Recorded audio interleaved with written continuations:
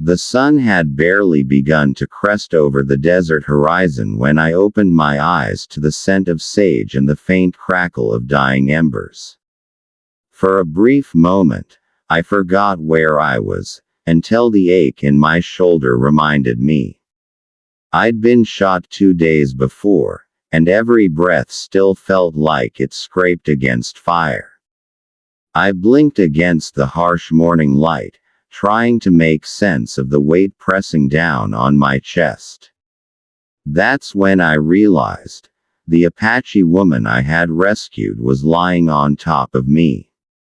Her dark hair, tangled and dusted with sand, fell across my face. I could feel her breath, slow, even, warm against my neck. For a heartbeat, I thought she was dead, that she'd collapsed there in exhaustion or pain. But then she shifted slightly, and her arm tightened around me. My instincts screamed at me to move, but I couldn't. Not from the pain, and not from confusion. 2 nights before, I had found her half buried beneath the scrub brush near the riverbank. She was barely conscious, her leg caught in an iron trap, one of those cruel things left by trappers who didn't care what they caught, as long as they caught something. Blood had soaked the earth beneath her, and she'd looked at me with eyes that held more fury than fear. I remember saying something like, "I'm not here to hurt you," though I doubt she understood a word. I'd pried open the trap with my knife and patched her wound as best I could with torn strips of my own shirt. She hadn't thanked me. She'd simply watched, eyes sharp as flint, as I carried her to the abandoned cabin where I'd been hiding out since the gunfight that put the bullet in my shoulder. I didn't know who she was, what tribe she came from, or if she had people looking for her. I just knew she'd die if I left her there. Now, with the sun rising over the ridge, she was lying across me like a protective blanket. Her body was warm against mine, and I could feel her heartbeat, slow and steady. My throat was dry. I whispered, "Hey." No answer. I tried again, louder this time. "Hey, you're crushing me." Her eyes snapped open. They were dark as night, and for a moment, there was no recognition in them, just that fierce, animal alertness of someone who had survived too much. Then, slowly, she pushed herself up, still straddling me, scanning the horizon like she expected an attack. When she finally looked down at me, I saw something soften in her expression. Not quite apology, but something close. "Cold," she said, her voice rough but steady. I blinked. "Cold." She nodded, touching her chest, then mine. "Cold." It took me a second to understand. The night had been bitter, colder than usual for late autumn. The cabin's roof had holes, and the fire had died sometime before dawn. She must have lain on top of me to keep us both warm. I tried not to smile, though part of me wanted to. "Well," I said, "you could have just built up the fire." She tilted her head, not understanding the words but catching the tone. A faint smile ghosted across her lips, quick, cautious, as though she wasn't used to smiling. The moment stretched between us, fragile as glass. Then she slid off me and sat beside the ashes of the fire. Her hands moved quickly and skillfully, arranging sticks and bits of dry grass. I watched her strike the flint, sparks dancing in the air until the flames took. She moved with quiet confidence, like she had done this 1,000 times before. I struggled to sit up, my shoulder screaming in protest. She noticed and came closer, her brow furrowing. Without a word, she reached into the small leather pouch at her side and pulled out a strip of dried plant root. She held it to my mouth. "What's this?" I asked. "Chew," she said simply. I hesitated, but her eyes told me she meant no harm. I bit down on the root. It was bitter, almost unbearable, but within minutes, the pain in my shoulder dulled. I exhaled in relief. "Thank you," I said. She didn't respond, just looked at me as if trying to decide something. Then she pointed toward my chest, where the bullet wound had started to fester despite my best efforts. She gestured for me to lie down. "I'm fine," I muttered. Her gaze hardened. "Lie." I did. She tore a strip from her own skirt, dipped it in water from the pot, and began cleaning the wound with a care that surprised me. Her touch was gentle, but firm. I bit back a groan as she pressed the damp cloth to the angry red flesh. When she was done, she tied the cloth around me with practiced efficiency. "You've done this before," I said. She nodded once. "Healer." It made sense. The way she moved, the confidence in her hands. She had probably tended to her people before whatever misfortune had brought her here. Afterward, she sat beside me, silent for a long while. The fire crackled softly between us. Outside, the desert stretched endless and golden, the wind carrying whispers through the canyons. Finally, I said, "What's your name?" She looked at me, uncertain. "Name," I repeated, touching my chest. "Me.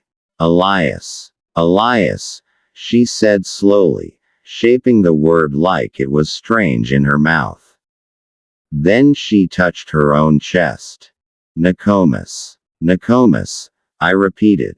"It suits you." She tilted her head, curious. "What means?" I smiled faintly. "Beautiful name. Strong." She seemed to consider that, then nodded, satisfied. For the next few days, we existed in a rhythm. She gathered herbs and tended to my wound. I fished in the nearby stream and mended what I could around the cabin. We spoke little. Language stood between us like a river, but we found ways to bridge it. A gesture here, a glance there. Sometimes, she would hum softly at night, a tune that sounded older than the desert itself. It would lull me into a kind of peace I hadn't known in years. But peace in the frontier never lasted long. It was the fifth night when I heard the horses. Distant at first, then closer. Nokomis was already awake, her eyes wide and alert. She moved to the window, listening. I followed her gaze. "Riders. 4 of them. Men who shot me," I whispered. She looked at me, then at the rifle propped by the door. I reached for it, but she shook her head. "No," she said firmly. "Hide." "I'm not hiding." She pressed her palm to my wound, her eyes fierce. "You die. I help." Before I could argue, she slipped outside, vanishing into the darkness. I waited, heart pounding, watching the shadows shift through the cracks in the wall. Minutes passed. Then voices. Gruff, drunk, careless. The men rode past the cabin, talking about heading toward the river. I held my breath until the sound faded into the distance. Then, silence. When she returned, the moonlight caught the edge of her knife, stained with something dark. Her face was calm, unreadable. "They go," she said. I nodded slowly. I didn't ask what she had done. Some things didn't need to be said. That night, I couldn't sleep. She sat beside the fire, her eyes distant. I watched her, trying to find the right words. Finally, I said, "You saved my life." She looked at me, then at the scar on her leg. "You saved mine." We sat there, the silence between us no longer heavy, but full of understanding. Days turned into weeks. My wound healed. Her leg grew stronger. Sometimes, she would laugh, a small, quiet sound that felt like sunlight breaking through clouds. I learned a few words in her language, she learned a few of mine. One morning, I woke again with her beside me, this time, not by accident. She had fallen asleep leaning against my shoulder, her head resting lightly against me. The fire had burned low, and the chill had crept in again. I didn't move. I just listened. To her breathing, to the wind, to the desert's quiet heartbeat. When she stirred, she looked up at me and smiled faintly. "Cold," she said, teasing. I laughed softly. "Yeah, cold." Her expression grew serious. "Soon. I go." The words hit harder than I expected. I knew she would leave someday.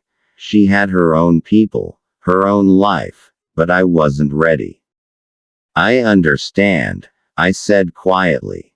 She reached out, her hand brushing my cheek. "You good man, Elias.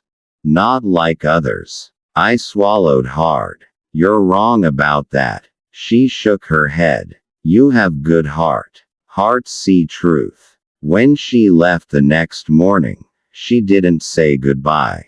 She just touched my shoulder, the same one she had healed, and walked toward the rising sun.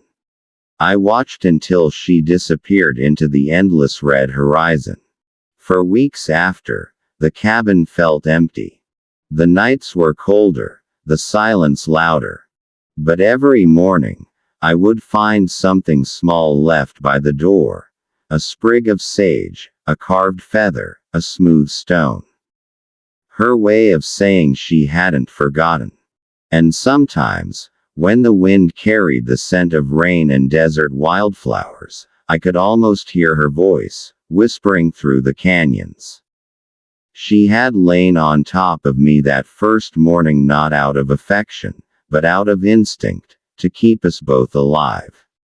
But somewhere between the cold nights and the shared silences, survival had become something more.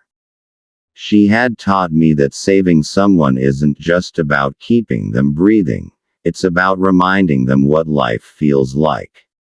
And though she was gone, a part of her still lived in that quiet desert morning, in the warmth that lingered long after she left.